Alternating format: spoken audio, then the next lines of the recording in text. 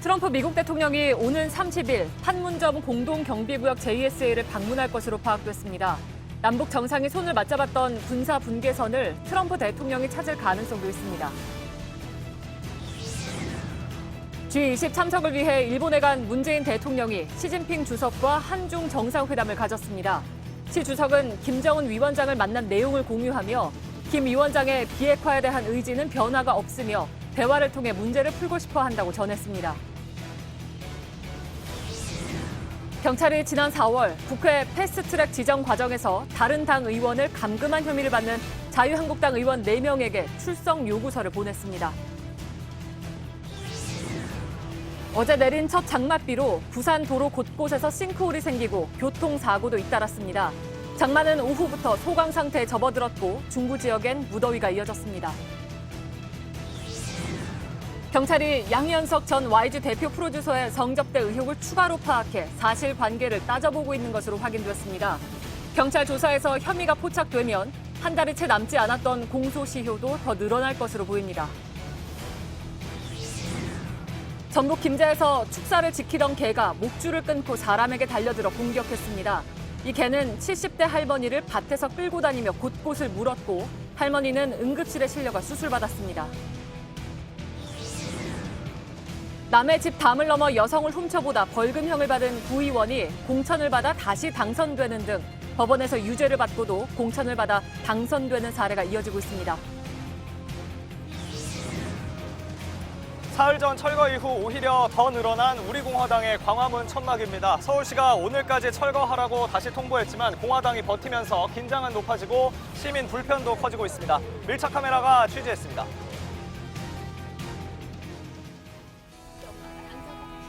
마스크가 필요 없는 세상으로. 내일을 바꾸는 현대 수소전기차.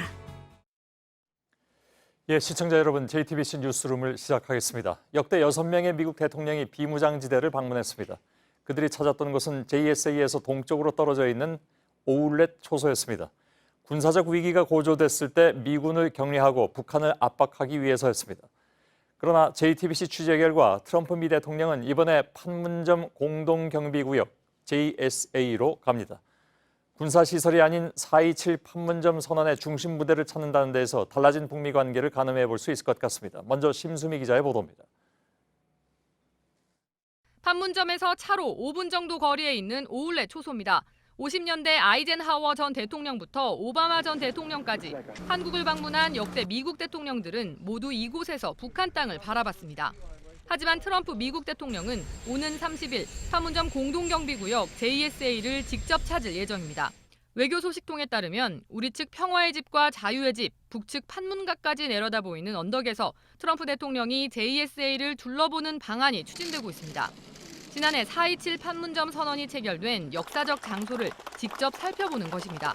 특히 9.19 군사 합의로 남북은 모두 JSA 내 초소와 화기류를 제거한 상태입니다. 지난해 남북 정상이 손을 잡고 만났던 군사분계선 인근까지 트럼프 대통령이 즉흥적으로 찾아갈 수 있다는 관측도 나옵니다. JTBC 심수희입니다. 과거 미 대통령의 비무장지대 방문이 대결의 상징이었다면 이번에 판문점을 찾는 것은 그 자체로 화해의 메시지인 셈입니다. 트럼프 미 대통령은 판문점에서 좀 더 구체적인 메시지를 구두로 발표할 것으로 보입니다. 정재윤 기자입니다. 역대 미국 대통령들이 비무장지대를 찾았을 때는 지금과 상황이 많이 달랐습니다. 버락 오바마 대통령은 2012년 3월에 캠프 보니파스를 찾았습니다. 당시엔 북한이 미사일 발사를 예고하던 대로 긴장감이 높았습니다. 부시 전 대통령도 2002년 북한을 악의 축이라고 언급한 지 채 한 달도 되지 않아 비무장지대를 찾았습니다. 그동안 미국 대통령들이 비무장지대를 찾으면 북한을 향해 강경한 메시지를 내고 긴장된 상황에서 근무하는 미군들을 격려하고 돌아갔습니다. 하지만 이번에 트럼프 대통령이 찾는 곳은 판문점입니다. 지난해 4.27 남북정상회담을 계기로 평화의 상징으로 인식이 바뀐 곳입니다. 트럼프 대통령이 이곳에서 북한을 향해 던질 메시지도 이번엔 다릅니다. 정부 관계자는 트럼프 대통령이 북한을 향해 다시 대화하자는 메시지를 낼 걸로 보인다고 전했습니다. 단순히 평화의 메시지가 아니라 구체적으로 3차 북미 정상회담 등 이전보다 좀 더 구체적인 내용이 담길 수 있다는 취지로 설명했습니다. JTBC 정재윤입니다. 트럼프 대통령은 이번 한국 방문에서 김정은 위원장을 만나지는 않을 것이라고 말했습니다. 일각에서 나온 판문점 만남을 부인한 것입니다. 대신 다른 형식으로는 대화할 수도 있다 이렇게 말했습니다. 임종주 워싱턴 특파원입니다. G20 참석을 위해 일본으로 떠나기 전 취재진을 만난 트럼프 대통령은 이번 순방에서 많은 사람을 만나겠다고 밝혔습니다. 그러나 김정은 위원장을 만나지는 않을 것이라고 말했습니다. 북미 정상이 직접 마주칠 가능성에는 일단 선을 그은 것입니다. 일각에서 거론된 이른바 깜짝 만남도 성사되지는 않을 것으로 보입니다. 대신 다른 형식의 대화 가능성을 거론함으로써 제3의 방식을 통한 접촉과 소통의 가능성을 시사한 겁니다. 북미 당국자들 사이에서 대화가 계속돼 왔다는 취지의 최근 백악관 언론 답변과 흐름이 무관치 않아 보입니다.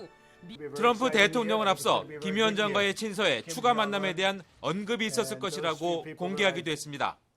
워싱턴 외교관은 이 같은 일련의 발언과 움직임이 북미 간 실무 접촉으로 이어질 수 있을지 주목하는 분위기입니다. 워싱턴에서 JTBC 임종주입니다. 트럼프 대통령이 말한 다른 형식의 대화는 그렇다면 뭘 두고 하는 말인가도 궁금합니다. 김 위원장을 향한 공개적인 메시지를 내거나 친서를 더 교환할 수도 있다는 의미로 보입니다. 박현주 기자입니다.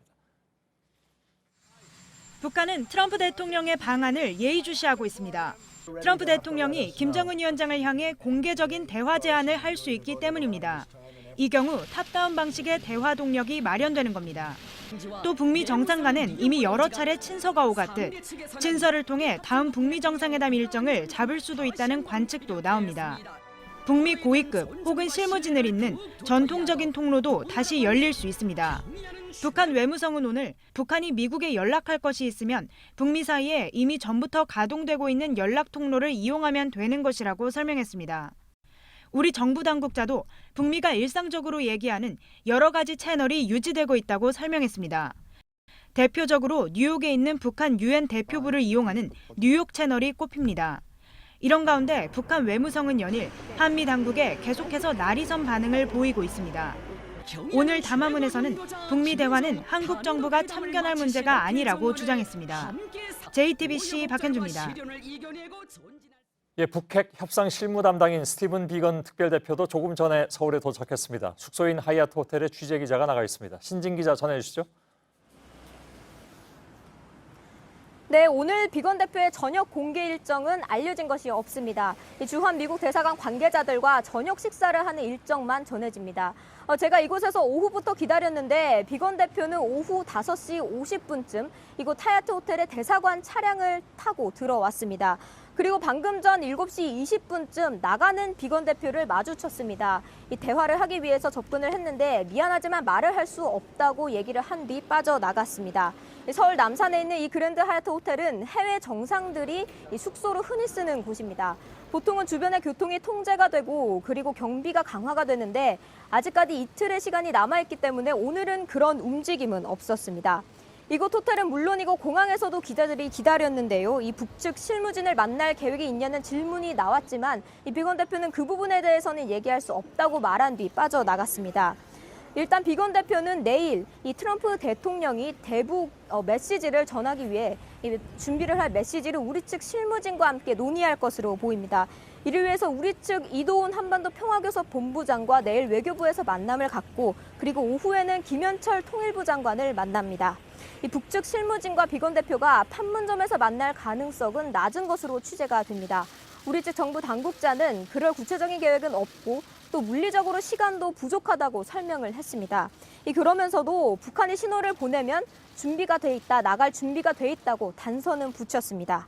북측은 일단 미중 한미 정상회담 결과를 주말까지 확인을 한 뒤에 다음 주 이후에 미국과의 실무 접촉에 나설 것으로 보입니다.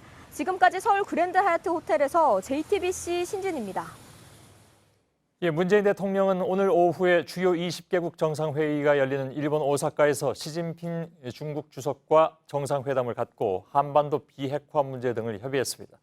역시 관심은 시 주석의 지난주 방북 결과였죠. 시 주석은 김정은 위원장의 비핵화 의지에는 변함이 없다.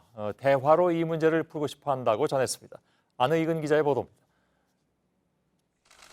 두 정상의 관심은 역시 지난주 시진핑 주석의 방북과 한반도 비핵화 문제였습니다.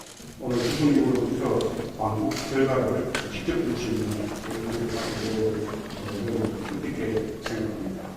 시 주석은 김정은 위원장이 비핵화에 대한 의지가 변함이 없다고 말했다고 전했습니다. 또 김 위원장은 새로운 전략적 노선에 따른 경제 발전과 민생 개선을 위해 노력하고 있으며 외부 환경이 개선되길 희망한다고 말한 것으로 전해졌습니다. 사실상 인내심 있게 비핵화 대화를 계속해 나가겠다는 의지를 재확인했고 비핵화와 병행해 대북 제재 완화 등에 대한 희망을 나타낸 것으로 보입니다. 중국 측 배석자에는 지난주 평양을 다녀온 딩쉐샹 중앙판공청 주임과 양제츠 중앙정치국 위원, 왕이 외교부장, 허리펑 국가발전개혁위원회 주임 등이 대거 포함됐습니다. 문 대통령은 내일 오후 이곳 오사카에서 푸틴 러시아 대통령과 정상회담을 갖고 오는 30일엔 서울에서 트럼프 미국 대통령과 정상회담을 갖습니다. 중국, 러시아, 미국과의 릴레이 정상회담을 통해 교착 상태에 빠진 북미 간 비핵화 대화 국면을 되살릴 수 있을지 주목됩니다. 오사카에서 JTBC 안의근입니다. 예, 한중 정상회담이 열린 오사카 현지를 바로 좀 연결하겠습니다. 이서준 기자가 지금 연결되어 있습니다. 시 주석이 전한 김정은 위원장의 메시지는 결국 북미 대화를 조속히 시작하자 이런 얘기로 받아들이면 되겠군요. 네, 김정은 위원장 비핵화 의지 그리고 이 대화를 강조했습니다. 북미 대화 다시 하겠다는 얘기입니다. 그러면서 이 대화를 통해 풀고 싶으며 인내심을 유지해 이 조속히 합리적 방안 모색되길 희망한다. 이 조속히를 강조했습니다. 최근 북미 정상 간의 친서 교환, 북중 정상회담 이런 것들을 계기로 빠른 시일 내에 트럼프 대통령을 만나겠다는 의지를 밝힌 겁니다. 특히 경제 발전, 민생 개선을 위해 외부 환경 개선을 희망한다라고도 메시지를 전했습니다. 대북 제재 해제를 다시 한번 희망한다고 강조한 겁니다. 예, 이건 전부 트럼프 미 대통령을 향한 메시지들로 보이는데 우리 정부를 향한 메시지도 있었다면서요? 네, 시 주석은 김정은 위원장의 메시지 4가지를 전달을 했습니다. 그중 4번째 메시지가 한국과 화해 협력을 추진할 용의가 있다. 한반도에서 대화 추세는 변하지 않을 것이다입니다. 김 위원장이 사실상 문재인 대통령에게 전한 메시지로 보입니다.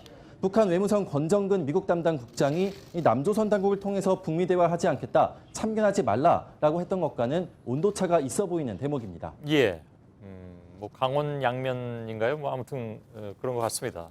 사드와 관련된 얘기가 나왔다면서요? 네, 고고도 미사일 방어 체계 이 사드는 지난 정부 때부터 이어져 온 양국 정부의 갈등 문제입니다. 오늘 이 문제에 대해서도 언급이 있었는데요. 구체적이진 않았던 걸로 보입니다. 해결 방안들이 검토되길 바란다 정도의 시 주석 얘기가 있었고 이에 대해서 문 대통령은 사드가 풀리기 위해서라도 비핵화 문제가 해결돼야 한다고 답을 했다고 합니다. 고민정 대변인은 비핵화 문제가 선행되어야지만 사드가 해결된다는 선언 문제가 아니라 두 문제가 연동되어 있다는 뜻으로 한 발언이라고 설명을 했습니다. 이 밖에 문 대통령은 이 화살머리 유해 발굴이 진행 중인데 이 중국군 추정 유품이 발견되고 있다면서 이 각별의 예우를 다해 송환하겠다고도 시 주석에게 말했습니다. 시 주석은 대기 환경 오염에 대해서도 얘기를 했는데요. 이 환경 오염에 대해서 중국 정부가 10배 정도의 노력을 하고 있고 한중 양 정부가 함께 협력해 나가길 바란다라고도 문 대통령에게 말했다고 합니다. 예, 특히 그 문제는 구두선으로 그치지 않았으면 좋겠습니다. 한중 정상회담 이후에 어떤 일정이 이어졌습니까? 네, 문 대통령은 곧바로 숙소로 돌아와서 제일 동포들과 간담회를 가졌습니다. 조금 전에 이제 마무리가 됐는데요. 오사카 인근에는 이 식민지 시대 강제징용 조선인들의 집단 숙소였던 우토로 마을이 있습니다. 문 대통령은 이 양국 정부와 시민단체가 힘을 모아 우토로 주민들을 위한 주택을 건설하고 있다. 이렇게 말하면서 우토로 마을을 강조했습니다. 지금 한일 관계가 이 대법원 강제징용 배상 판결을 놓고서는 교착 상태에 빠져 있는데 원만히 해결됐던 이 우토로 사례를 통해서 일본 정부에 메시지를 전달한 것으로 보입니다. 예, 오사카에 가 있는 이서준 기자였습니다. 지난 4월에 몸싸움 국회 이후에 영상을 분석해온 경찰이 의원들에 대한 소환에 나섰습니다. 본격적으로 수사가 시작되는 것이죠.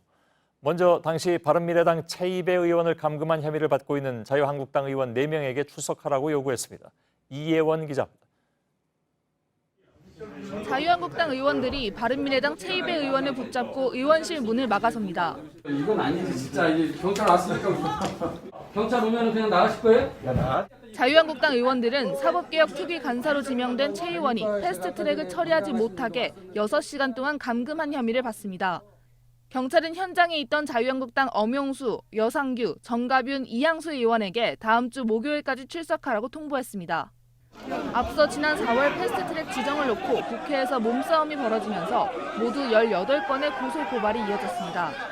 수사 대상에 오른 국회의원만 108명으로 이 중 자유한국당이 58명, 더불어민주당은 40명입니다. 경찰은 1.4TB에 달하는 영상 등을 분석해왔습니다. 그리고 분석이 끝난 최 의원 감금 사건부터 소환 조사에 들어간 겁니다. 경찰 관계자는 다른 의원들도 절차가 마무리되는 대로 차례로 부르겠다고 설명했습니다. 녹색당은 자유한국당 이은재, 김규환 의원도 최 의원을 막아섰다며 오늘 경찰에 추가로 고발했습니다. 나경원 자유한국당 원내대표는 표적 소환이라며 응할 수 없다는 입장을 밝혔습니다. JTBC 이현입니다. 이런 가운데 자유한국당에서도 국회에 들어가야 한다면서 공개적으로 목소리를 내는 의원들이 나오고 있습니다. 들어가면 유리한 점도 있다는 것이죠. 아예 무조건 국회로 들어가자 하는 의견도 나왔습니다. 정종문 기자입니다. 오늘도 한국당에선 국회로 들어가자는 주장이 이어졌습니다. 국민들께서는 밖에서 싸우는 거는 이제 충분히 했고 들어가서 더 세게 싸워달라. 국회에서 속속들이 현재의 문제점 파헤쳐달라고 하는 요구가 분명히 있으니까요. 오늘 오전 모임을 가진 초재선 의원들도 국회 정상화 리더십을 발휘해 주길 바란다고 말했습니다. 어제는 조건 없이 국회에 등원해야 한다는 목소리도 나왔습니다. 조건 없는 국회 등원은 저는 필요하다 이런 생각을 하고 있습니다. 사안이 굉장히 좀 심각하다라고 보고 있기 때문에 내년 총선을 앞두고 여론에 민감한 수도권 의원들을 중심으로 이런 의견이 나오고 있습니다. 인사청문회와 북한 목선 문제 등 한국당에 유리한 이슈들이 많고 국회 파행에 대한 비판이 커지고 있기 때문입니다. 내일 예고된 자유한국당 의원총회에서는 이런 의견들이 분출될 가능성도 있습니다. JTBC 정종문입니다. 자유한국당의 어제 여성당원 행사가 오늘까지도 입도마에 올랐습니다. 당내에서도 쓴소리가 나왔습니다. 그러나 당 지도부는 언론이 나쁜 것만 보도한다고 주장했습니다. 노진호 기자입니다. 공식 행사장에서 민망한 공연이었지만 한국당은 당시에는 전혀 문제를 느끼지 못한 모습입니다. 오늘 한 거 잊어버리지 말고 좀 더 연습을 계속해가지고 정말 멋진 자유한국당 공연단 만들어 주시길 바랍니다, 여러분. 오후 늦게서야 당에서 공식 해명이 있었습니다. 당내에서도 쓴소리가 나왔습니다. 장제원 의원은 페이스북 글을 통해 울고 싶다. 나 뜨거운 춤춘다고 여성 친화형 정당이 된다고 생각하느냐고 반문했습니다. 한국당 지도부는 그러나 언론 탓만 했습니다. 좋은 메시지는 보도가 안 되고 실수만 크게 보도된다는 주장입니다. 그래서 우리 당이 하는 일은 다 잘못하는 것이고 또 우리 잘하고 있는 것들은 보도가 전혀 안 되고. 더불어민주당은 황 대표의 부끄러움을 모르는 태도가 한국당을 사과 능력 제로 정당으로 만들고 있다고 비난했습니다. JTBC 노진호입니다. 서울 등 중부지방은 장마가 맞나 싶을 정도로 강수량이 비교적 적었지만 이틀 동안 제주 산지에 내린 비의 양은 300mm가 넘었습니다. 영남 남해안도 200mm 안팎의 장대비가 내렸습니다. 어제 밤에 위성 사진을 보여드리죠. 비슷한 시간에 발생한 열대저압부 3호와 4호가 장마전선 바로 아래에 나란히 서 있습니다. 태풍 바로 아래 단계인 열대성 저기압인데 장마전선에 수증기를 계속해서 공급하면서 비구름대의 세력을 더 강하게 했다는 분석입니다. 이 역시 보기 드문 현상입니다. 특히 많은 비가 내린 부산 지역의 피해가 컸습니다. 두 기자가 차례로 보도해드리겠습니다. 가장 피해가 집중된 곳은 부산입니다. 사하구의 한 아파트 옹벽은 무섭게 쏟아지는 장대비를 견디지 못하고 무너졌습니다. 건물과 불과 3-4m 떨어진 옹벽에 씌워놓은 낙석방지 그물이 갈기갈기 찢어졌고 돌들은 바닥까지 떨어져 내렸습니다. 도로 곳곳은 내려앉았습니다. 지름 60cm 크기로 구멍이 나 5대 차량 타이어가 파손됐습니다. 해운대구 일부 차로는 도로 치마 때문에 아직 차량이 다니지 못합니다. 이 도로는 불과 일주일 전에도 두 군데가 내려앉은 곳이었습니다. 영도구에선 상수도관이 터졌습니다. 일대 2천 가구의 수돗물 공급이 끊겼습니다. 도로 아래를 지나는 상수도관 연결부가 새기 시작했고 결국 도로 전체에 금이 가고 구멍이 생겼습니다. 빗길에 교통사고도 이어졌습니다. 사하구 괴정 사거리에선 트레일러가 전봇대를 들이받고 인도를 덮쳤습니다. 인명피해는 없었으나 뒤따르던 승용차 3대가 잇따라 추돌했습니다. 대구 달성군에선 빗길을 달리던 시내버스와 승용차가 충돌해 승용차 운전자가 숨졌습니다. JTBC 이상화입니다. 장마전선이 물러간 해운대 해수욕장. 여전히 구름은 잔뜩 끼어있고 파도는 높았습니다. 올해 장마는 전국에서 동시에 시작됐지만 비는 남부 지역에 집중됐습니다. 어제부터 이틀 동안 제주 산지엔 300mm가 넘는 폭우가 쏟아졌고 남해안엔 200mm 안팎, 부산에도 176mm의 장대비가 내렸습니다. 덥고 습한 바람이 장마전선에 힘을 불어넣으면서 남부 지역을 지나는 비구름이 강하게 발달했기 때문입니다. 여기엔 이른바 쌍둥이 열대저압부가 큰 역할을 했습니다. 열대저압부는 태풍으로 발달할 수도 있는 세력이 큰 저기압입니다. 이런 게 장마전선 바로 밑에 2개나 생겨나면서 많은 수증기를 불어넣은 겁니다. 그러나 기상청은 이 열대저압부가 장마전선의 움직임에 영향을 미치진 않을 걸로 내다봤습니다. 이미 일본 쪽으로 방향을 꺾어 빠져나갔고 늦게 발생한 4호가 먼저 사라졌기 때문입니다. 오늘 낮 장마전선이 남쪽으로 내려갔습니다. 비가 그치자 폭염이 찾아왔습니다. 낮 최고 기온은 서울 31도, 춘천 33도까지 올랐습니다. 장마전선은 주말인 모레 다시 올라올 전망입니다. 전선이 주로 남부 지역에 머물러 이번에도 비는 제주와 남해안 지역에 집중될 걸로 보입니다. JTBC 이자연입니다. 네, 어제 서울 은명초등학교에서 난 불은 담뱃불 때문이었던 걸로 보입니다. 작은 불씨가 삽시간에 건물을 집어삼킬 듯이 번졌습니다. 1층이 뚫린 필로티 구조는 연통 역할을 했고 외벽에 쓰인 마감재는 불쏘시개 역할을 했습니다. 박준우 기자입니다. 오늘 합동감식에 나선 경찰과 소방당국은 담뱃불 때문에 화재가 난 걸로 보고 있습니다. 쓰레기를 모아놓는 곳에 있는 집기류에 담배 불씨가 떨어지면서 화재가 시작됐다고 본 겁니다. 불은 학교 건물 1층 천장으로 번졌고 3분 만에 건물 전체와 주차된 차량 19대까지 삼켰습니다. 학교 건물은 1층이 뻥 뚫린 필로티 구조였습니다. 그런데 1층 천장의 마감재는 비닐 재질의 플라스틱이고 그 안쪽은 단열 위에 스티로폼이 들어있었습니다. 모두 불에 타기 쉬운 소재들입니다. 건물 벽 일부도 화재에 취약한 드라이비트 마감재를 사용했습니다. 단열은 우수하지만 불이 쉽게 붙고 타면서 유독성 가스를 내뿜습니다. 지난 2017년 대형 화재로 29명이 숨졌던 제천 스포츠센터 역시 필로티 구조의 드라이비트 외벽이었습니다. 현재 서울의 초중고 건물 가운데 드라이비트 마감재를 사용한 건 10곳 중 3곳으로 파악돼 대책 마련이 급합니다. JTBC 박준우입니다. 개한테 물려서 사람이 크게 다치는 일이 또 일어났습니다. 축사를 지키던 개가 목줄을 끊고 할머니에게 달려든 겁니다. 10분 동안 끌려다니면서 여기저기 물린 할머니는 응급실에서 수술을 받았습니다. 개는 사살됐습니다. 최수영 기자입니다. 살점이 뜯겨나가고 다리 근육이 파열됐습니다. 전북 김제시의 70대 할머니 A씨가 지난 17일 개에게 물린 상처입니다. 키가 1m 남짓한 덩치 큰 개였는데 상처가 커서 치료에 얼마나 시간이 걸릴지 모릅니다.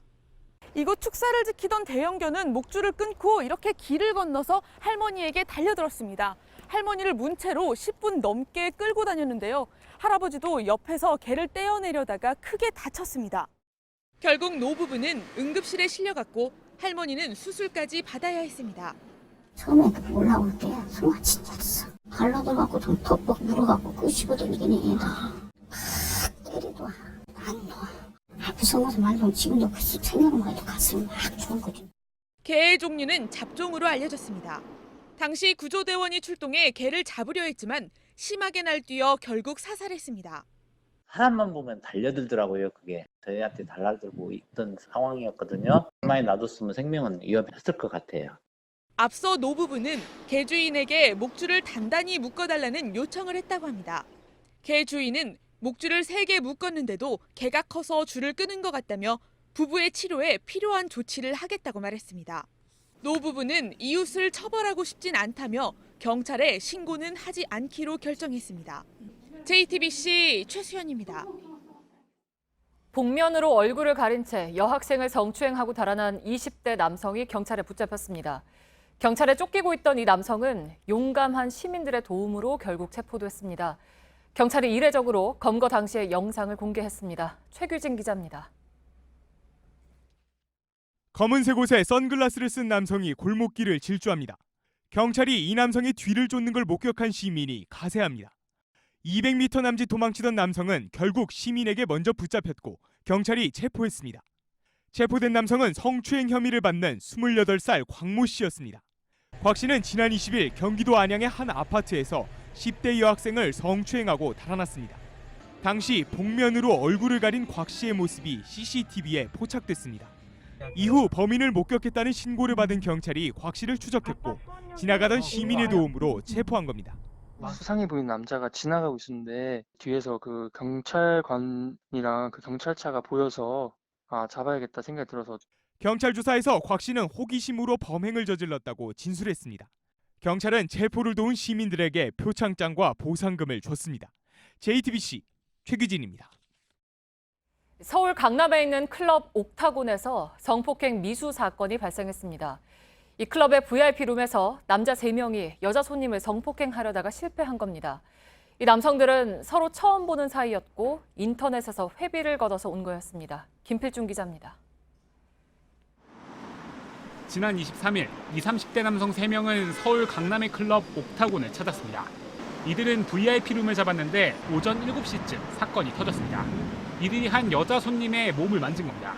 특히 여성이 저항했는데도 VIP룸까지 팔을 잡고 끌고 와 성관계를 가지려 한 것으로 파악됐습니다. 결국 경찰이 출동했고 CCTV를 확인한 뒤 이들을 붙잡았습니다. 남성들은 인터넷에서 처음 만난 것으로 조사됐습니다. 각각 회비를 걷어 클럽 VIP룸을 가는 이른바 조각 모임에서 만난 겁니다. 경찰 조사 결과 남성들이 피해자에게 마약류를 먹이진 않은 것으로 드러났습니다. 경찰은 남성 3명이 서로 책임을 미루고 있다며 누가 주도했는지부터 캐묻고 있습니다. JTBC 김필주입니다. 국회 앞에서의 집회를 주도한 혐의로 구속된 민주노총 김명환 위원장이 엿새 만에 풀려났습니다. 법원은 김 위원장의 요청으로 심사를 하고 보증금 1억 원을 내는 조건으로 석방을 결정했습니다. 김 위원장은 주소를 옮기거나 해외여행을 갈 때 허가를 받아야 합니다. 양현석 전 YG 대표 프로듀서의 성접대 의혹을 조사하는 경찰이 또 다른 성접대 의혹을 파악했습니다. 이미 나왔던 성접대 의혹은 처벌할 수 있는 공소시효가 다음 달에 끝나는데 이게 좀 늦춰질지 주목됩니다. 양 전 대표는 경찰에 불려가서 9시간 동안 조사를 받고 오늘 새벽에 돌아갔습니다. 김민관 기자입니다. 양현석 전 YG 대표 프로듀서를 태운 차량이 서울경찰청을 빠져나갑니다. 양 씨는 참고인 신분으로 9시간가량 조사를 받고 오늘 새벽 집으로 돌아갔습니다. 경찰은 양 씨 조사에 앞서 성접대 의혹이 제기된 2014년 7월 술자리에 있었던 사람들을 불러 조사했습니다. 접대 상대방으로 지목된 해외 재력가의 출입국 기록도 확인했습니다. 경찰은 이 과정에서 양 씨의 추가 성접대 의혹을 포착한 것으로 파악됐습니다. 성접대 혐의의 공소시효는 5년인데 접대가 있었다는 2014년 7월을 기준으로 다음 달 끝나는 것으로 알려져 왔습니다. 하지만 경찰 조사 결과 혐의가 추가로 포착될 경우 시효가 끝나는 시점이 늦춰질 가능성도 있습니다. 경찰 관계자는 언론 보도로 알려진 것보다 공소시효를 넓게 보고 있다고 말했습니다. 경찰은 양 씨를 다시 부를 가능성을 열어놓고 조사를 하고 있습니다. JTBC 김민관입니다. 지난달에 풀려난 변희재 씨에 대해서 검찰이 보석을 취소해달라고 법원에 요청했습니다. 변 씨는 JTBC가 보도한 태블릿 PC가 조작됐다고 주장해서 명예훼손으로 징역 2년을 선고받았습니다. 검찰은 구치소를 나간 변 씨가 기자회견을 하고 1인 방송까지 하면서 또다시 조작서를 주장해서 보석의 조건을 명백하게 어겼다고 봤습니다. 송우영 기자입니다. 법원은 최순실 씨가 사용한 태블릿 PC가 조작됐다고 음해한 변희재 씨에 대해 반복적으로 허위 사실을 주장했다고 봤습니다. 그러면서 명예훼손 혐의를 인정하고 징역 2년의 실형을 선고했습니다. 변 씨는 구속된 상태에서 2심 재판을 받던 중 보석을 요청해 풀려났습니다. 석방될 경우 JTBC 기자들에게 위협이 있을 수 있다는 재판부 우려에 일부 지지자들이 과격 발언을 했으나 지금은 자제하고 있다고 주장했습니다. 법원은 변 씨의 보석 신청을 받아주면서 사건과 관련된 집회나 시위에 참가하지 말고 재판에 관련된 사람과 접촉하지 말라는 등의 조건을 내걸었습니다. 하지만 지난 4일 변 씨는 태블릿 PC를 음해하는 기자회견에 참석해 마이크를 잡고 또다시 허위 주장을 했습니다. 본인의 1인 방송을 진행하면서 같은 취지의 주장을 이어갔습니다. 결국 검찰은 변 씨의 보석을 취소해달라고 재판부에 요청했습니다. 재판부는 보석 조건을 어기면 보증금을 몰수할 수 있다며 보석 취소 여부도 검토하겠다고 밝혔습니다. JTBC 송우영입니다. 예, 남의 집 담장 안으로 들어가서 여성을 훔쳐보던 구의원이 공천을 다시 받아서 또 당선되는 일이 있었습니다. 법원은 벌을 주었지만 당과 의회는 그러지 않았던 것이죠. 무리를 일으킨 지방의회 의원들은 이렇게 여론이 잠잠해질 때쯤이면 다시 돌아오곤 합니다. 강희연 기자. 인천의 한 구의회입니다. 사무실에 있는지만 한 번만 좀. 안 나오셨어요. 구의원 A씨는 지난 2015년 남의 집 담장을 뛰어넘어 창문으로 20대 여성을 훔쳐보다 재판에 넘겨졌습니다. 법원은 범죄 사실을 인정해 벌금 100만 원을 선고했습니다. A 의원은 항소했지만 법원은 이전에도 비슷한 방식으로 피해자에게 고통을 줬다며 받아들이지 않았습니다. 낮에 모임 있어하고 낮술하고 좀 가다가 뭐 낮은 경계턱을 좀 넘은 게 그렇게 됐는데요. 저도 많이 반성하고. 하지만 의회 차원의 징계는 출석 정지 15일뿐이었습니다. A 의원은 지난해 6.13 지방선거에서 민주당 공천을 받아 또 당선됐습니다. 지난해 연말 캐나다 해외 연수에서 가이드를 폭행해 제명된 예천군 의회 의원들도 의원직을 되찾기 위한 소송을 진행 중입니다. 의원 측이 낸 소장입니다. 다른 의원들이 험담하는데 가이드가 끼어들면서 폭행이 시작됐다고 주장했습니다. 박 의원이 가이드에게 내가 뭔데 그런 소리를 하냐며 한 대 때렸고 가이드가 사과했지만 화가 풀리지 않아 한 대 더 때렸다고 했습니다. 권 의원이라 되는 사람이 가이드를 때렸을 때는 가이드에게 어떤 문제가 있지 않았을까요? 피해 가이드의 고통은 지금도 이어지고 있습니다. 여행 가이드는 못하고 계시고요. 왜냐하면 잡을 안 주니까. 그 사람들이 직접적으로 사과를 한다든가 그런 건 없었죠. JTBC 강연입니다. 예, 기초의회 의원들의 어이없는 행태는 여러 차례 지적을 한 바가 있습니다만 여전히 계속되고 있죠. 취재를 담당한 정치부 이윤석 기자가 나와 있습니다. 조금 전에 전해드린 담을 넘어 들어가서 창문을 통해서 엿봤다는 거잖아요. 네. 그러다 이제 형사처벌을 받았는데 정당의 공천을 다시 받았다는 것도 놀랍고 또 아무튼 그렇게 해서 또 당선돼서 돌아왔더군요. 네, 본인은 억울한 부분도 있다고 말을 하긴 했는데요. 예. 잠깐 들어보겠습니다. 공천심사위원회나 그래서 다 소명하고 좀 억울한 면도 있고 그래서 그게 소명돼서 다시 공천을 받은 거죠. 예. 그래서 그 억울하다는 건 어떤 뜻입니까? 네, 해당 의원을 만나서 직접 얘기를 들어봤더니 공개된 길이었다. 또 낮은 경계턱에 불과했다라고 주장을 했습니다. 담장이 아니라요? 예, 맞습니다. 예. 그런데 판결문을 보면 담장을 뛰어넘었다라고 나오고요. 또 2심 재판부는 피고인이 이전부터 비슷한 방식으로 피해자에게 적지 않은 정신적 고통을 가한 것으로 보인다고 했습니다. 아, 일종의 스토커였다는 얘기인가요? 그런 식으로 표현이 돼 있는데요. 예, 예. 주거 침입으로 처벌을 받긴 했지만 단순 주거 침입만으로 보기엔 어렵다는 지적이 나오는 배경이기도 합니다. 예. 이 의원은 그날이 처음이었는데 자신에게 다 했다고 한 것이다라고 반박을 했습니다. 예. 근데 이제 더 큰 문제는 이 사람이 공천을 또 받아가지고 당선이 됐다는 거잖아요. 민주당? 네, 맞습니다. 예. 당에서 뭐라고 얘기합니까? 네, 민주당 관계자에게 이유를 좀 물어봤는데요. 구체적인 해명은 없었고요. 당헌 당규에 따라 진행했다라고 답을 해줬습니다. 예. 이 민주당 당헌 당규를 보면 국민의 지탄을 받는 형사범 중 금고 및 집행유예 이상의 형이 확정된 자를 배제할 수 있다고 나와 있습니다. 예. 그러니까 벌금형을 받았을 경우엔 공천이 얼마든지 가능하다 이런 얘기로 볼 수 있는데요. 예. 다만 또 다른 당 관계자는 이 기초의원의 경우 당 차원에서 꼼꼼히 검증하기가 현실적으로 불가능하다고 말하기도 했습니다. 그 당에서 공천을 하는데 꼼꼼하게 검증을 못 한다는 건 왜 그런 겁니까? 일단 기초의원 숫자가 워낙 많기도 하고요. 아, 예, 예. 또 공천 과정이 투명하지 않기 때문인데요. 시민단체 관계자의 얘기를 들어보겠습니다. 예. 어떤 징계 전력이나 이런 부분들을 공천 심사 점수에 넣어서 평가를 해야 되는데 좀 그런 식으로 좀 공천 심사가 투명하고 좀 이렇게 원칙 있게 이루어지지 않고 있다는 게 문제라고 생각합니다. 예. 근데 사실 이제 구의원이 어떤 일을 하는지 잘 모르는 분들도 많이 계십니다. 근데 이게 따져보면 정치적 영향력이 무시할 수 없을 정도로 크다면서요? 네, 맞습니다. 이 구의원은 구청의 예산 집행 동의나 예산을 삭감할 수 있는 권한을 갖고 있습니다. 국민들하고는 아주 직접적인 연관이 있는 그런 예, 일이에요. 맞습니다. 예. 지역에선 정치적 영향력이 결코 작지 않다고 볼 수 있는 부분입니다. 예. 어제 그 뉴스룸이 보도한 인사청탁 같은 것도 그래서 가능하다 이렇게 봐야 되겠군요. 네, 맞습니다. 사실상 인사청탁이 아니라 압력이었다라고도 볼 수 있을 것 같은데요. 예. 서울의 한 구청 관계자는 의회와의 원만한 관계를 위해 각종 청탁을 들어줄 수밖에 없다고 말했습니다. 직원이 청탁을 들어주고 자신의 인사를 청탁하는 경우도 있다. 이런 말을 하기도 했습니다. 예, 알겠습니다. 여기까지 듣죠. 이윤석 기자였습니다.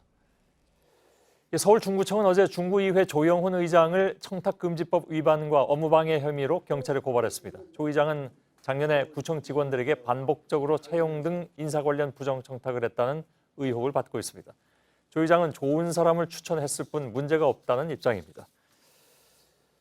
성범죄자가 출소를 하거나 이사를 가면 이웃에 알리는 고지문이 우편으로 나갑니다. 그런데 엉뚱하게도 우리 집 주소가 적혀 있다면 어떨까요?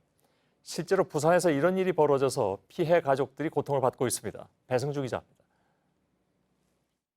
부산의 한 아파트에 40대 성범죄자가 살고 있다는 고지문입니다.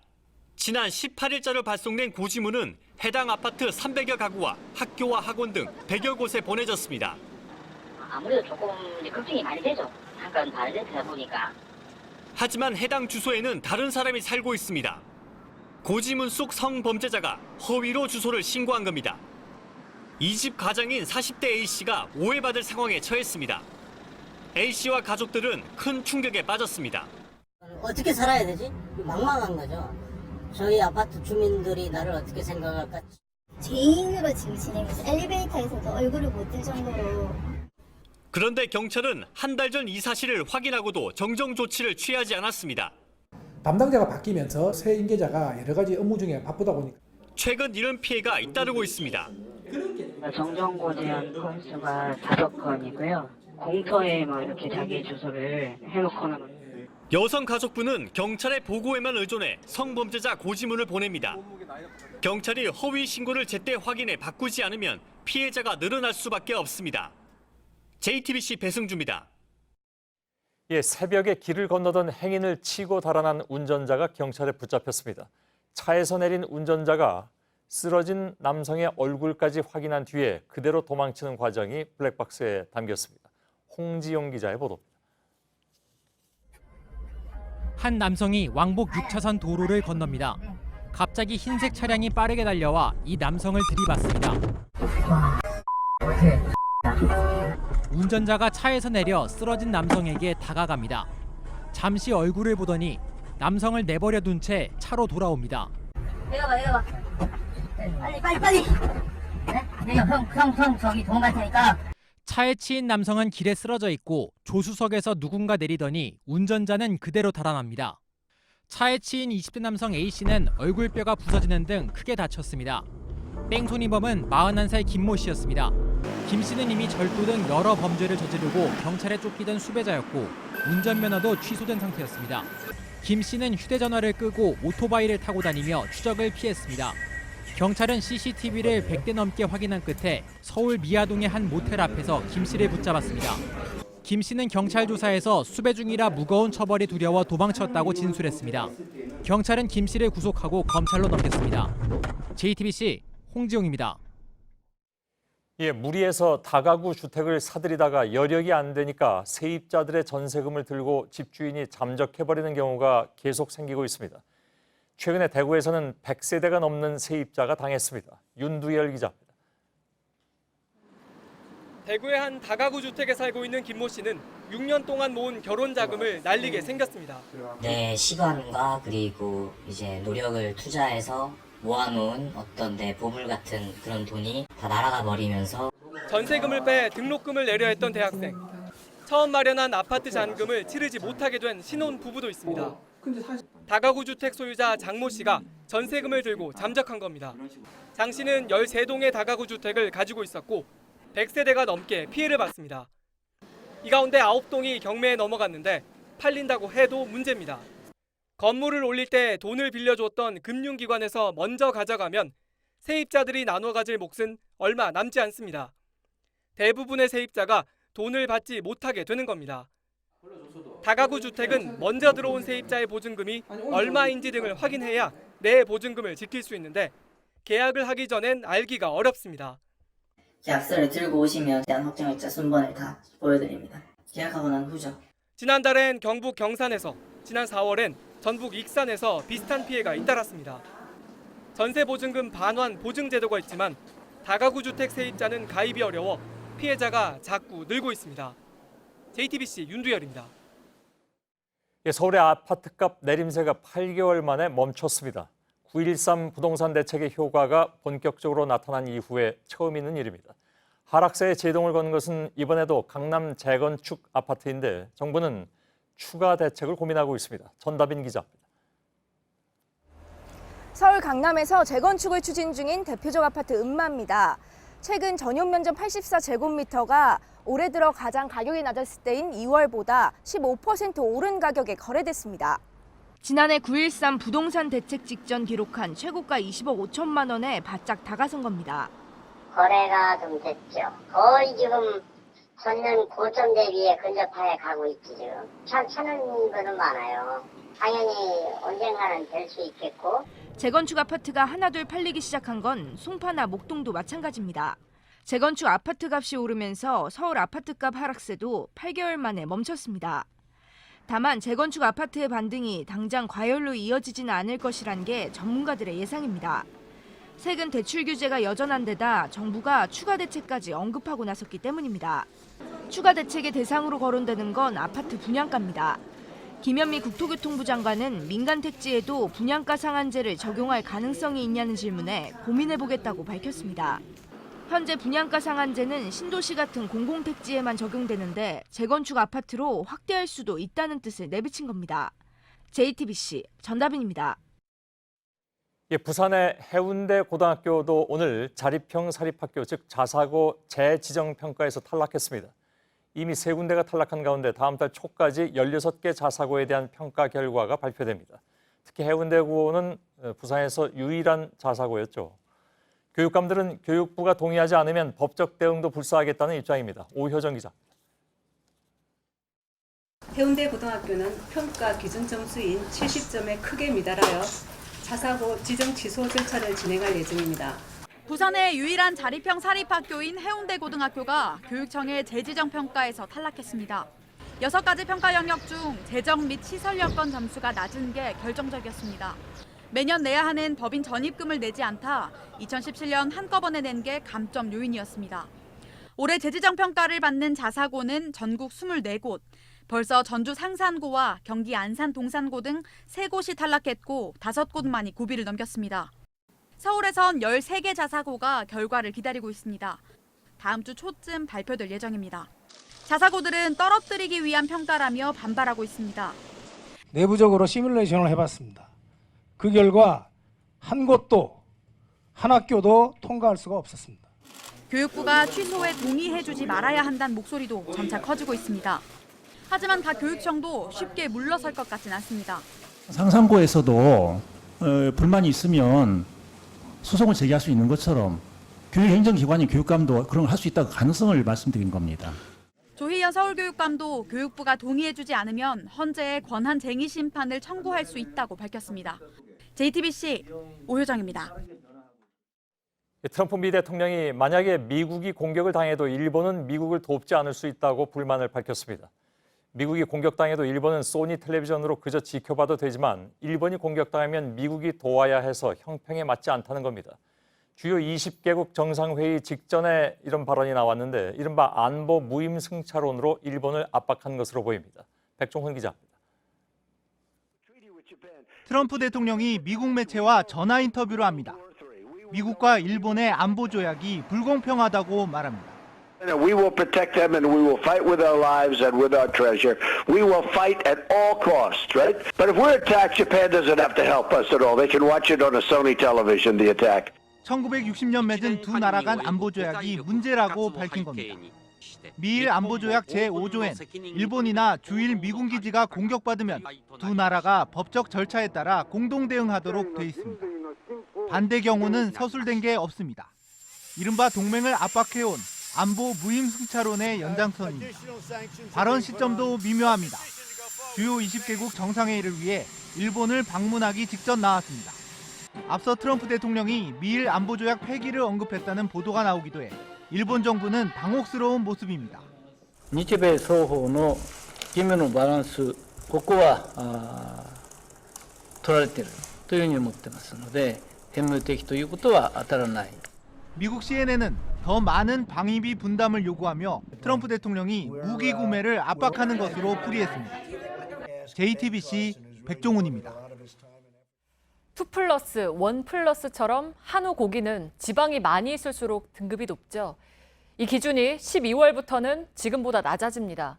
마블링을 늘리려다 보니까 농가의 부담도 그만큼 커졌기 때문이라는데 소고기 값도 그만큼 내려갈지는 지켜봐야겠습니다. 성화선 기자입니다. 서울의 한 대형 마트입니다. 2+ 등급의 소고기 등심은 13,800원입니다. 등급이 한 단계씩 떨어질수록 값은 1,000원씩 내려갑니다. 고기가 부드럽고 먹기도 좋고 2+는 가격이 너무 비싸고 적당한 가격 선에서 구입을 해서 12월부터는 등급 기준이 바뀝니다. 지금은 지방이 17% 이상이어야 2+입니다. 하지만 15.6%만 넘으면 최상위 등급을 받게 됩니다. 1+도 지방 함량 기준이 낮아집니다. 표시도 달라집니다. 같은 2+라도 마블링이 어느 정도인지 번호로 확인할 수 있습니다. 8번보다는 9번이 마블링이 많은 소고기입니다. 7번은 제도가 바뀌기 전에는 1+였지만 기준이 완화되면서 등급이 올라간 소고기입니다. 등급제를 손보는 것은 기름기만으로 등급을 나누는 게 문제가 있다는 지적이 나오면서입니다. 또 마블링을 늘리려면 수입 사료를 많이 먹여야 해 농가의 부담도 큽니다. 등급 기준을 바꾸면 생산비는 줄고 최상위 등급도 늘어나는 만큼 소고기 가격도 떨어질지 주목됩니다. JTBC 성화선입니다. 배우 송중기, 송혜교 부부가 결혼 1년 8개월 만에 헤어지기로 하고 법적 절차에 들어갔습니다. 송중기 씨 측은 서울가정법원에 이혼 조정 신청서를 내고 원만하게 절차를 마무리하고 싶다고 밝혔습니다. 송혜교 씨 측도 성격 차이로 이혼 결정을 내리게 됐다고 했습니다. 두 사람이 조정에 합의하면 확정 판결과 같은 효력을 가집니다. 헝가리 부다페스트 다뉴브강에서 유람선이 가라앉는 사고가 난 지 한 달 정도 흘렀습니다. 그런데 가해 선박인 바이킹 시긴호와 같은 회사 소속의 크루즈선이 비가 많이 오는 날 밤에 빠른 속도로 작은 배를 추월하는 장면이 또 포착됐습니다. 한편 최근에 발견된 여성 희생자는 한국인으로 추정된다고 정부 합동 신속 대응팀이 밝혔습니다. 김성탁 특파원입니다. 다뉴브강에 번개가 치고 비가 내립니다. 현지 시간 22일 어두워 잘 보이지 않는데도 바이킹 노르호가 빠른 속도로 다른 배를 지나칩니다. 침몰 사고를 낸 바이킹 시기노와 크기가 같은 크루즈로 소속도 같습니다. 다리 아래에서 훨씬 작은 유람선 왼편으로 추월도 합니다. 허블레아니호를 들이받는 장면을 떠올리게 합니다. 현지 언론 리포스트가 공개한 영상입니다. 이 매체는 선박 전문가를 인용해 밤이고 폭풍이 닥쳐 잘 보이지 않으니 속도를 줄였어야 한다며 추월하려면 안전거리 30m를 둬야 한다고 지적했습니다. 바이킹 시기노의 유리스 선장이 사고 당시 배를 몰지 않았다는 의혹도 나왔습니다. 비숙련자에게 훈련 삼아 키를 맡겼을 가능성이 제기되고 있는 겁니다. 이와 관련 헝가리 검찰 부대변인은 취재진과 이메일 인터뷰에서 추가 용의자가 있는지 조사 중이라고 밝혔습니다. 최근 사고 현장에서 30km 떨어진 체펠섬 지역에서 발견된 여성 희생자는 소지품 등으로 볼 때 한국인으로 추정된다고 신속 대응팀이 밝혔습니다. 강변 숲 등에서 희생자가 발견된 만큼 차량으로 이동하며 수색이 이어지고 있습니다. 런던에서 JTBC 김성탁입니다. 미국과 멕시코 국경의 비극을 보여주는 또 한 장의 사진이 공개됐습니다. 강을 건너다가 숨진 채 발견된 아버지와 아이의 모습이 알려진 지 하루 만입니다. 반이민 정책에 대한 비판은 높아지고 있지만 트럼프는 야당을 탓했습니다. 부소현 기자입니다. 군인이 뒤에서 가방을 잡아끕니다. 앞에선 소총을 든 군인이 막아섭니다. CNN은 니카라과 출신의 모녀가 리오그란데 강을 건너려다 붙잡히는 모습이라고 보도했습니다. 앞서 리오그란데 강을 건너다 숨진 채 발견됐던 부녀와 마찬가지로 아메리칸 드림을 꿈꿨던 사람들입니다. Por un buen futuro para su familia, para su hija, sin saber pues que encontrarían la muerte. 교황청도 프란치스코 교황이 이들의 모습을 슬픔으로 지켜봤다고 밝혔습니다. 여기에 오늘은 국경 이민아동 수용시설에서 불과 7살짜리 어린이가 타일 바닥에서 자고 있다는 사실도 추가로 공개됐습니다. 수용시설에 침대를 공급하는 회사 직원들은 계약을 철회하라는 시위까지 벌였습니다. 멕시코에서는 숨진 부녀의 시신 위에 트럼프 대통령이 올라서 있는 만평도 나왔습니다. 하지만 트럼프 대통령은 민주당 잘못이라고 말했습니다.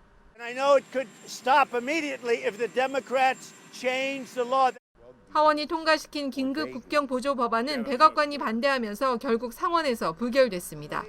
로스앤젤레스에서 JTBC 부소연입니다. 1톤 트럭 아래에서 불꽃을 발견한 한 남성이 소화기를 들고 와서 능숙한 솜씨로 불을 끕니다. 어젯밤 9시 반쯤 강원도 원주의 도로가에 세워져 있던 1톤 트럭에서 불이 났습니다. 때마침 퇴근하고 근처를 산책하던 원주 소방서 정환영 소방장이 바로 옆 편의점에 있던 소화기로 불길을 잡았습니다. 소방관의 빠른 대처 덕분에 큰 피해는 일어나지 않았습니다. 5개월 동안 채소와 과일만 먹으며 몸무게를 줄여서 사회복무요원 판정을 받은 20대가 병역법 위반으로 징역 6월, 집행유예 2년의 실형을 선고받았습니다. A씨는 신체 검사 전날 관장약까지 먹으면서 4등급 판정을 받았지만 몸무게를 줄여서 군대에 가지 않았다는 글을 소셜미디어에 올린 게 확인돼서 범행이 발각됐습니다. 내년부터 은행에 등록한 손바닥 정맥 정보로 국내 14개 공항에서 탑승 수속을 할 수 있습니다. 면세점에서 결제하거나 환전할 때, 또 현금 자동 입출금기를 이용할 때도 바이오 인증을 할 수 있습니다. 공항 식당이나 카페에서도 쓸 수 있게 돼서 이용이 간편해집니다. 아폴로 11호의 달 착륙 50주년을 맞아서 미국 항공우주국이 50년 가까이 봉인해온 월석과 토양 샘플 일부를 미국 내 9개 팀에 연구용으로 나누어지기로 했다고 AP통신 등이 보도했습니다. 중간에 돌아온 아폴로 13호를 빼고 아폴로 11호부터 17호까지 모두 6차례 달 착륙을 통해서 확보한 이 샘플들은 이집트 상형문자 해독의 열쇠가 된 로제타석처럼 달은 물론 태양계의 비밀을 풀어가는 실마리가 되어왔습니다. 이기흥 대한체육회장이 국제올림픽위원회 IOC 위원으로 뽑혔습니다. IOC 위원은 올림픽 개최지를 결정하는 등 IOC의 주요 의사결정에 참여합니다. 우리나라는 앞으로 유승민 위원과 함께 2명의 IOC 위원이 활동하게 됐습니다.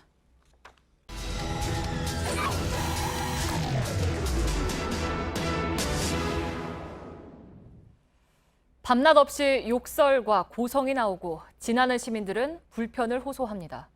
우리 공화당이 불법 점거하고 있는 광화문 광장의 모습입니다. 무질서를 넘어서 불법이 난무하는 현장을 밀착카메라 박민규 기자가 취재했습니다. 광화문역 9번 출구입니다. 지하철역에서 광장 한복판으로 이어지는 통로인데요. 지금은 셔터가 내려가 있고 안쪽에 시민 안전을 위해 통행을 제한한다, 이런 안내문이 붙어 있습니다. 밖에서 안으로뿐만 아니라 안에서 밖으로 나오는 것도 제한이 됩니다. 때문에 안쪽에 있는 화장실과 수유실은 이용할 수 없게 돼버렸습니다. 오래간만에 왔는데 되게 당황스럽네요. 문이 딱 닫혀 있는 걸 보고. 아이를 데리고 온 부모는 더 난감해합니다. 애들한테 미리 말은 해놨거든요. 다른 생각을 가진 아저씨들이 있어서 많이 볼 거다라는 말까지는 했는데 어떻게 설명해야 될지는 모르겠어요. 우리 공화당은 이곳을 천막당사라고 부릅니다. 파란 천막 아래 공화당원들이 모여 있습니다. 24시간 내내 자리를 지키고 있는 건데요. 이쪽에는 입당 원서를 받고 있는 공간도 있습니다. 조금 더 들어가 보시면요. 보온 물병과 각종 생수, 라면 이렇게 간단한 음료와 식사를 준비해 놓은 모습도 보입니다. 이쪽에 보이는 까만 그늘막까지 지금 보여드린 전부가 철거 이후에 새로 설치된 겁니다. 이 가운데 쪽을 보시면 휴대전화를 이용해서 각종 인터넷 방송을 진행하는 모습도 쉽게 볼 수 있습니다. 시민들과 실랑이가 수시로 벌어집니다. 전화하고 있는데 재수 없다고 가라고 여자들이 막 소리 지르더니 2명이 나를 때렸어요. 취재진도 위협합니다.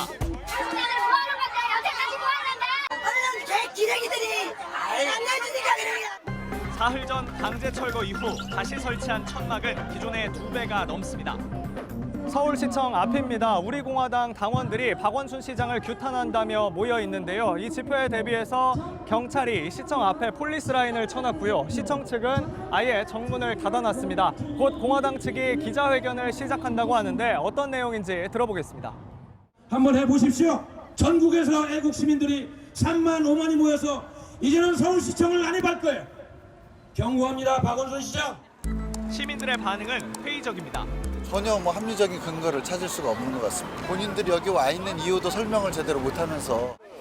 지금 시간이 밤 10시가 조금 넘었습니다. 하루 종일 이곳에서 이어지던 공화당 측 행사 방금 전에야 끝이 났는데요. 하지만 당원 상당수가 이렇게 밤새 천막 안에 남아있을 예정이라서 광장은 여전히 복잡합니다.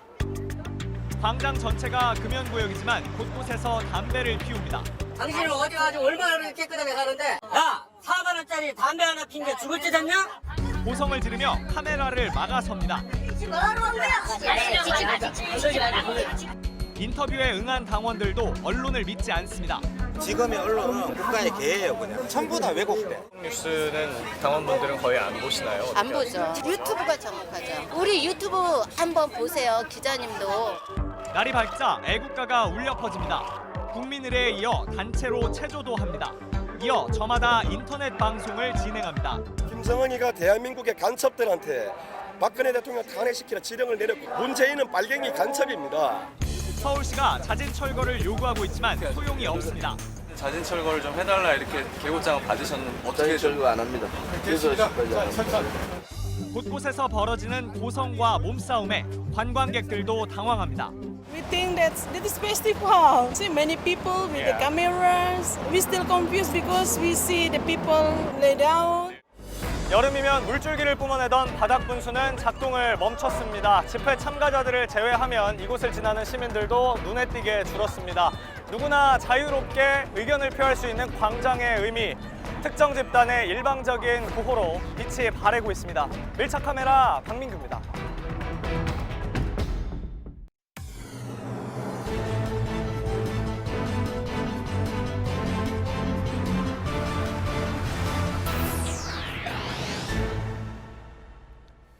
예, 뉴스룸의 앵커 브리핑을 시작하겠습니다.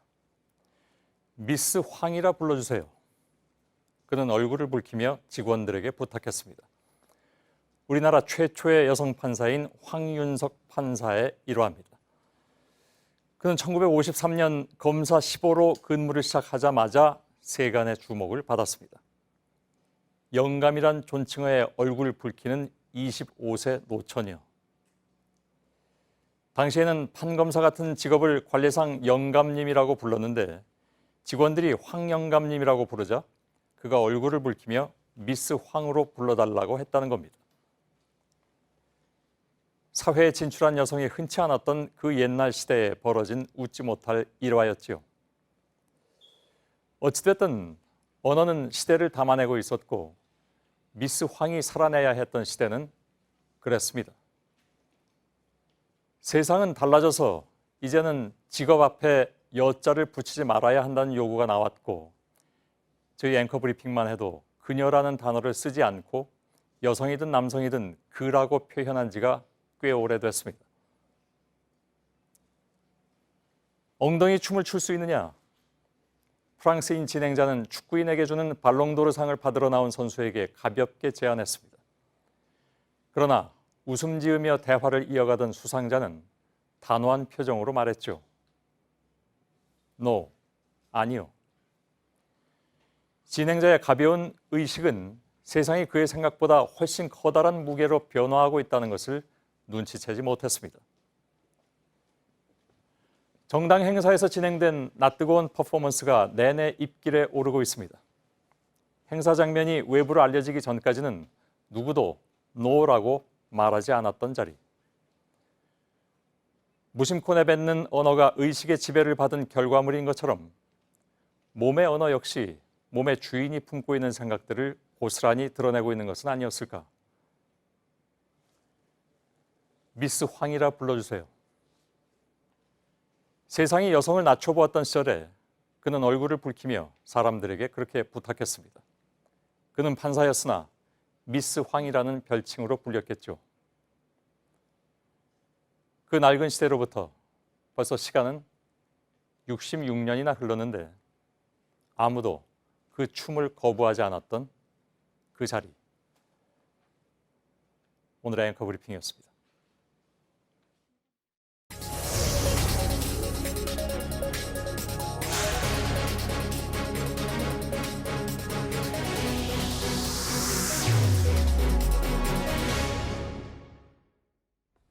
네, 우리 공화당이 서울의 광화문 광장을 계속 점거하면서 시민들의 불편도 커지고 있습니다.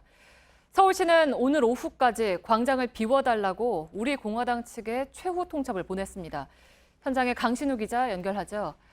강신우 기자, 서울시가 제시한 철거 시한이 3시간이 지났잖아요. 여전히 천막이 근데 남아 있는 거죠? 예, 그렇습니다. 어제 서울시가 통보한 자지 철거 시한은 오늘 오후 6시까지였습니다. 그런데 여기 보시는 것처럼 천막 7개 동과 긴 그늘막이 여전히 있습니다. 우리 공화당 지지자들과 당원들은 여전히 이곳을 지키고 있습니다.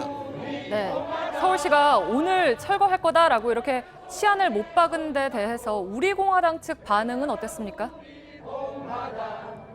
네, 최종 시한이 가까워지자 당원들과 지지자들이 대거 이곳으로 몰려들었습니다. 경찰 추산 1000여 명이 모여 집회를 열고 있는데요. 박원순 서울시장의 철거가 불법이라고 강조했습니다. 또 물러서지 않을 뜻을 분명히 했습니다. 네, 그러면 서울시가 지금 뭔가 조치를 취한 게 있습니까? 네, 자진 철거 시한이 지났다고 바로 행정 대집행을 하는 것은 아닙니다. 서울시 관계자는 용역 계약을 다시 맺는 등 시간이 좀 필요하다고 얘기했습니다.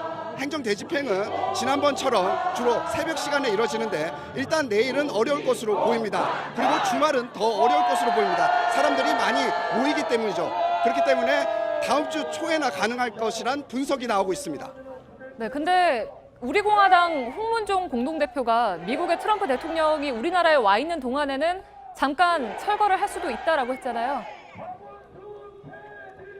네, 맞습니다. 홍 대표가 라디오 인터뷰에서 그렇게 얘기했습니다. 트럼프 대통령이 주말에 오기 때문에 내일 철거할 수도 있다는 얘기입니다. 하지만 일시적인 철거이지 다시 재설치할 뜻을 분명히 했습니다. 이에 대해 또 다른 공화당 대표 조원진 의원에게 제가 재차 확인을 했는데 조원진 대표는 아직 정해진 것이 없다고 말했습니다. 네, 이틀 전에 철거를 했을 때도 그랬고 철거하고 난 뒤가 더 문제일 것 같은데요. 서울시가 방안이 있다고 합니까? 네, 이틀 전 철거 4시간 만에 우리 공화당 측이 천막을 다시 세울 때 경찰은 지켜보기만 했습니다. 서울시 측이 철거를 도와달라고 했지 재설치할 때 이를 막아달라고는 하지 않았기 때문입니다. 이 때문에 서울시는 경찰에 시설물 보호 요청을 했는데요. 경찰이 24시간 감시하면서 재설치를 막아줄 것으로 기대하고 있습니다. 하지만 경찰은 24시간 경계는 좀 어려울 뿐만 아니라 시설물 설치에 대해서는 모두 서울시 책임이라며 미묘한 입장 차이를 보이고 있습니다. 네, 강신우 기자가 전해드렸습니다. 네, 바로 팩트체크를 하겠습니다. 그 전에 미리 좀 말씀드릴 것이 오늘 오대영 기자가 전해드리는 마지막 팩트체크입니다. 이따가 끝날 때 다시 인사를 드리겠습니다. 팩트체크 시작하죠. 이렇게 우리 공화당이 광화문 광장을 점거하면 시민들이 불편한 건 물론이고 세금까지 나갑니다. 이미 철거에만 2억 원이 쓰였습니다. 하지만 우리 공화당은 이렇게 주장합니다. 행정대지 변경 2억 그리고 시설물 파괴 모든 걸 박원순 씨가 개인이 물어야 될 판이 됐어요. 네, 오대영 기자 나와 있습니다. 한마디로 못 내겠다는 거잖아요. 근데 네. 버티면은 받지 못합니까? 아닙니다. 받을 수 있습니다. 지난 25일에 철거가 한 차례 진행이 됐습니다. 그 전에 서울시가 우리공화당에 보낸 계고서와 영장을 보겠습니다. 네. 대상이 대한애국당 중앙당으로 되어 있습니다. 이걸 근거로 서울시가 우리공화당의 철거 비용을 독촉할 수 있습니다.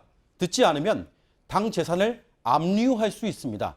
압류된 재산을 매각할 수 있습니다. 이렇게 2억 원을 확보할 수 있습니다. 행정대집행법에 따른 겁니다. 네, 근데 이제 우리 공화당에 재산이 있어야 가능한 거 아니겠습니까? 네, 저희가 오늘 중앙선거관리위원회에 정보 공개를 청구했습니다. 한번 보시죠.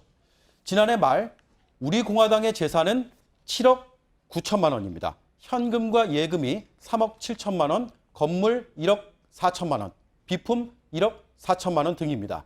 수입은 17억 1천만 원인데 쓰고 남은 돈이 3억 7천만 원입니다. 네, 뭐 이대로 유지되고 있으면은 징수하는 데는 별 문제가 없어 보이잖아요. 네. 그리고 이 밖에 이제 당대표 월급을 가압류하겠다 이런 얘기도 나오지 않았습니까? 네, 잠깐 들어보겠습니다.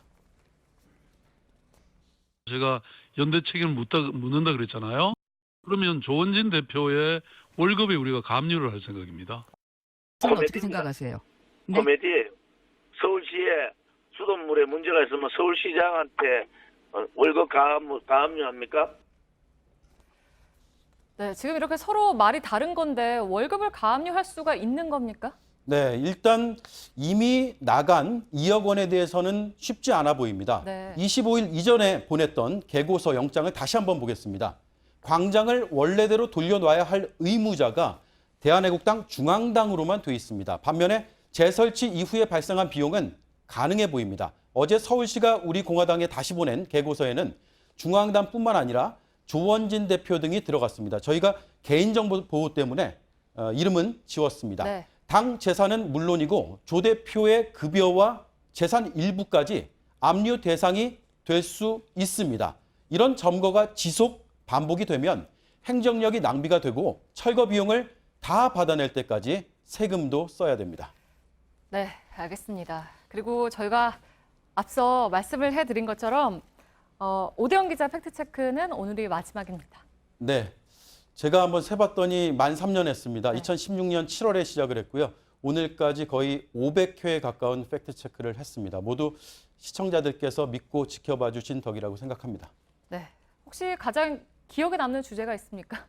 네, 일단 그동안 했던 하나하나가 다 소중하고 쉽게 팩트체크를 했던 기억은 단 한 차례도 없습니다. 특히 2016년 하반기에 국정농단 사건이 불거지면서 네. 그때 광장에서 가짜뉴스가 많이 퍼졌습니다. 네. 무려 47회 연속으로 검증했던 일이 기억이 나고 네. 태블릿 PC가 조작됐다 이런 가짜뉴스가 지금도 퍼지고 있는데 이걸 저희가 전문가들과 함께 일주일 동안 현장에서 실현을 통해서 검증한 것도 기억이 납니다. 그런데 그럼에도 불구하고 아직도 광장에서 오늘 보셨다시피 네. 가짜뉴스가 많이 퍼지고 있어서 안타까운 마음입니다. 네, 근데 어쨌든 오대영 기자 덕분에 가짜뉴스에 대한 경각심이 높아진 건 물론이고 이제 시청자분들도 스스로 팩트체크를 하는 문화를 만들어낸 주인공 아니겠습니까? 예, 네. 팩트체크하면 오대영, 오대영 하면 팩트체크 이건 뭐 앞으로도 변함이 없을 거라는 생각입니다. 네, 앞으로는 그럼 이제 어떤 일을 하게 됩니까? 예, 제가 이제 보도국에서 기동 이슈 팀장을 맡게 됐습니다. 현장에서 열심히 뛰고 있는 21명의 기자들과 멋진 방송 뉴스를 함께 만들어 가겠습니다. 네, 후임도 정해졌죠? 네, 제 후임은 이가혁 기자입니다. 네. 그리고 시청자들께 마지막으로 인사를 드리면 저는 늘 저널리즘의 본분을 잘 지켜나가겠습니다. 약속드리겠습니다. 고맙습니다. 네, 그동안 팩트체커여서 감사했습니다. 네. 오대영 기자의 팩트체크였습니다. 고맙습니다.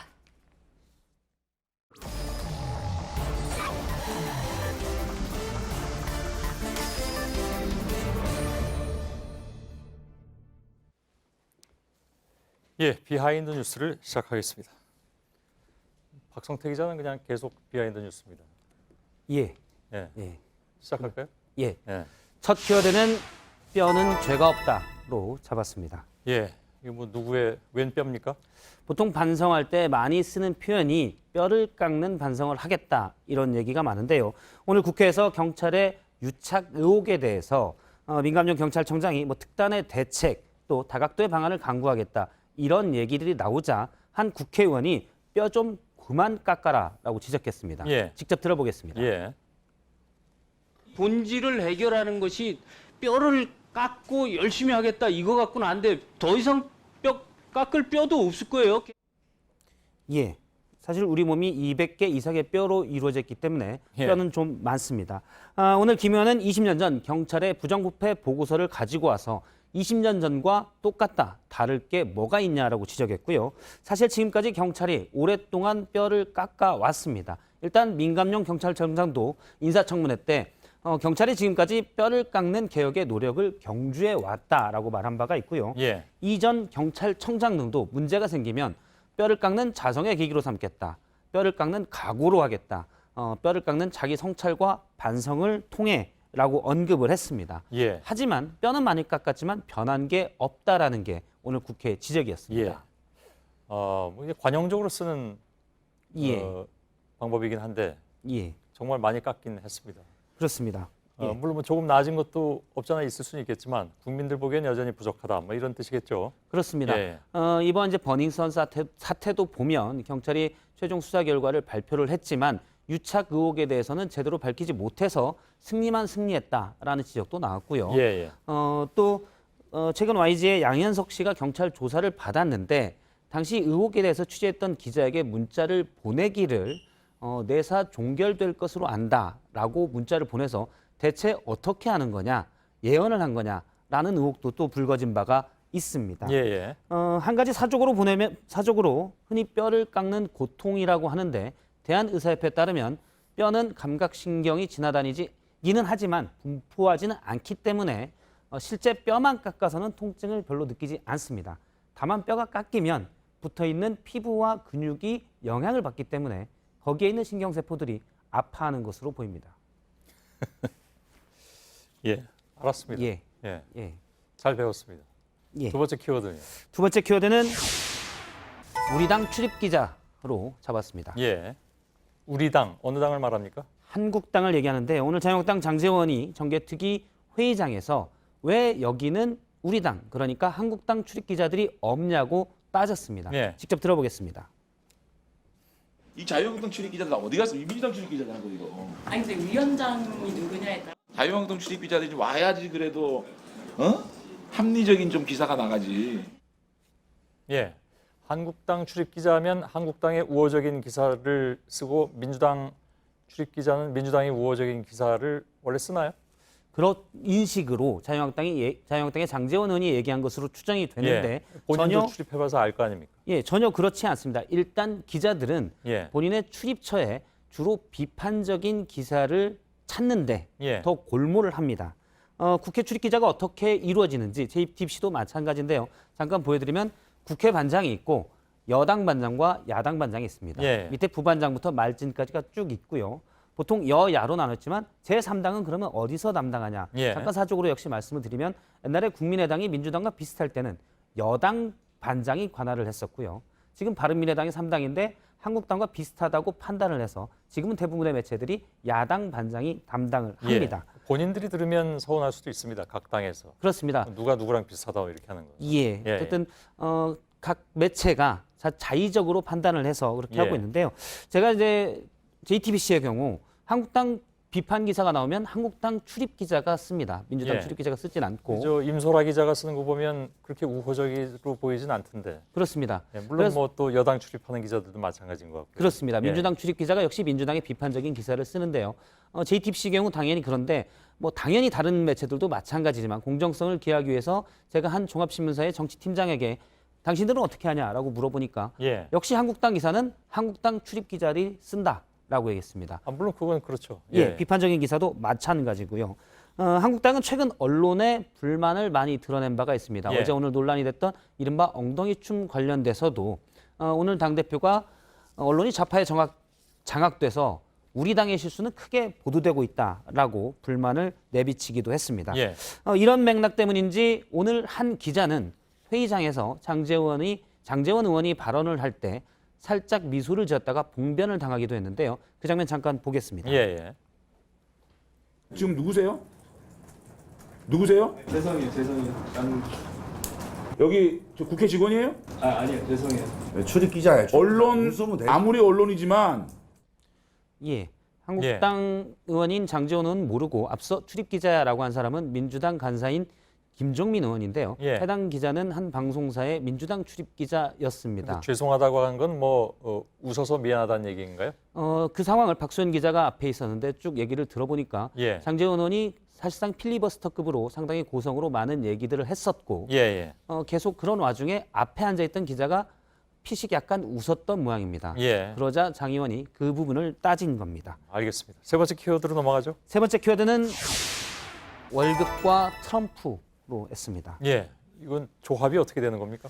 예, 지금 광화문에서는 앞서도 계속 봤지만 우리 공화당이 계속 서울시가 치우면 다시 설치하는 천막 농성을 하고 있는데요. 예. 오늘 오전에 우리 공화당이 한시적으로는 천막을 철거할 수 있다라고 밝혔습니다. 이거 뭐 확정된 건 아니잖아요. 예, 그런 의사가 있다는 건데요. 예, 직접 들어보겠습니다. 트럼프 대통령 오시는 기간까지는 예. 저희가 텐트를 자진 철거하는 것도 옳은 것이 아닌가. 예. 예, 제가 그래서 그 당대표 측근에게 좀 물어보니까 아무래도 우리 공화당은 한미 동맹을 강조하고 있기 때문에 트럼프 미국 대통령이 이제 29일, 30일 방한을 하는데 예. 그때 앞에서 농성을 하기는 좀 부담스럽다라는 얘기가 있습니다. 예. 그런데 앞서 강신우 기자 연결해서 보듯이 오늘 밤까지 강하게 농성을 하고 있는데요. 이는 이제 박원순 시장이 워낙 강력하게 나오니 거기에 대한 맞대응이고 실제 트럼프 대통령이 방한할 때는 천막을 철거할 수도 있다라는 예. 입장이 계속돼 있음을 내비쳤습니다. 그나저나 아까 강신우 기자는 그 농성하는 그 가운데까지 들어가서 예. 생방송으로 보도를 해서 저희들이 그 농성 분위기를 잘 볼 수는 있었습니다. 예. 예. 보도국내에서도 강신우 기자가 상당히 강한 걸로 예. 평가를 받고 그 얘기까지는 안 했고요. 예, 있습니다. 예. 심지어 이제 박원순 시장이 앞서 이제 팩트 체크에서도 봤지만 월급을 가압류하겠다라고 얘기할 때도 꿈쩍 안 하던 예. 우리 공화당이 트럼프 미국 대통령이 올 때는 천막을 칠 수도 있다. 물론 그 뒤에 다시 설치하겠지만 그런 입장을 내비쳐서 한미 동맹을 엄청나게 강조하고 있구나. 이거를 알 수가 있었습니다. 예. 여기까지입니까? 예. 예. 박성태 기자였습니다. 수고했습니다. 예. 네, 내일은 중부 내륙 지역에 때때로 빗방울이 떨어지겠습니다. 낮 최고 기온은 서울 28도, 대전 29도까지 오르겠습니다. 전국의 초미세먼지 농도는 보통에서 좋음일 거라는 예보입니다. 예. 저희들은 내일도 최선을 다하겠습니다. 여러분 고맙습니다.